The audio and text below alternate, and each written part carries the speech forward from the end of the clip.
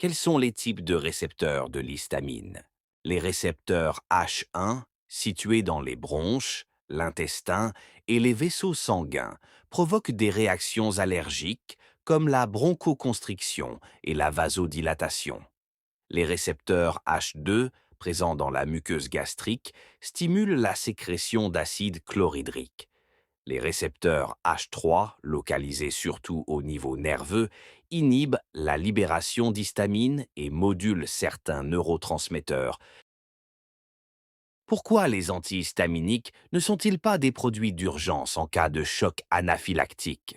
Les antihistaminiques ne sont pas des produits d'urgence en cas de choc anaphylactique car ils ne traitent pas les réactions immédiates et potentiellement mortelles, comme la constriction des voies respiratoires ou la chute de la pression artérielle.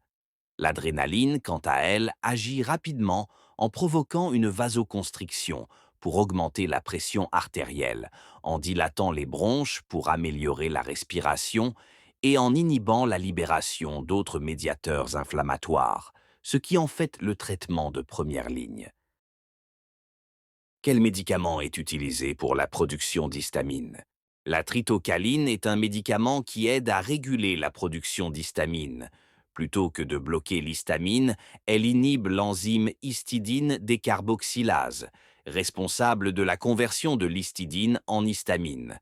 Cela permet de diminuer la libération d'histamine et d'atténuer les symptômes allergiques tels que l'urticaire et le prurite.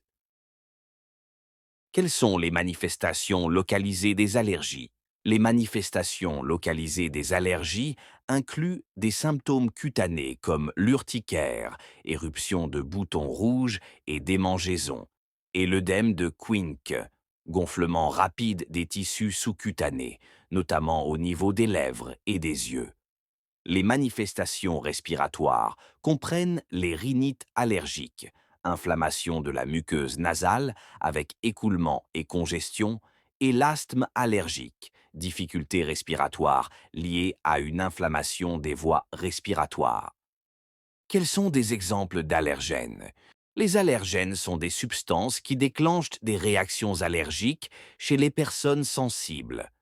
Des exemples courants incluent certains médicaments, comme la pénicilline, des aliments, comme les arachides et les fruits de mer, le latex, utilisé dans les gants et certains dispositifs médicaux, et les venins d'insectes, comme ceux des abeilles ou des guêpes, qui peuvent provoquer des réactions allant de l'urticaire à des chocs anaphylactiques. Quels sont les symptômes associés à un choc anaphylactique? Les symptômes d'un choc anaphylactique incluent une hypotension, chute soudaine de la pression artérielle, un évanouissement dû à une mauvaise circulation sanguine et, dans les cas extrêmes, un décès. Ce type de réaction allergique sévère survient rapidement et peut entraîner un collapsus circulatoire, des difficultés respiratoires, un œdème de la gorge et une défaillance multi-organes, nécessitant une intervention médicale d'urgence.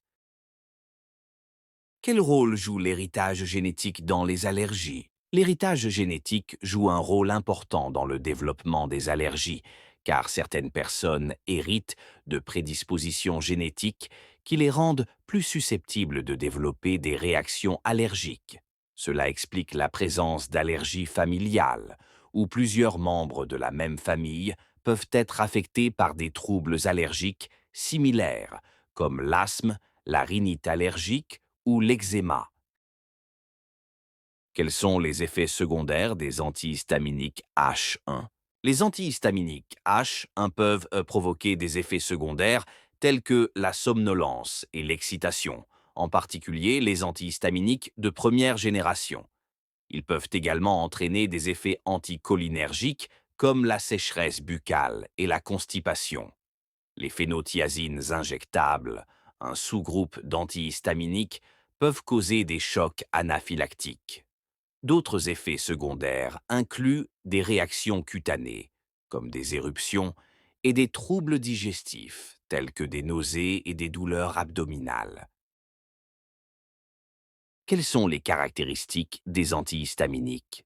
Les antihistaminiques forment une famille de molécules diverses, comprenant 3 séries chimiques, toutes possédant une fonction amine tertiaire. Ces médicaments agissent en bloquant les récepteurs de l'histamine avec des structures chimiques similaires à l'histamine elle-même. Leur principale différence réside dans leur capacité à traverser, ou non, la barrière hémato-encéphalique, BHE.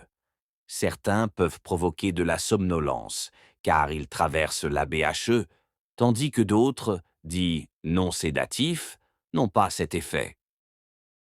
Quelle est la rapidité d'une réaction anaphylactique?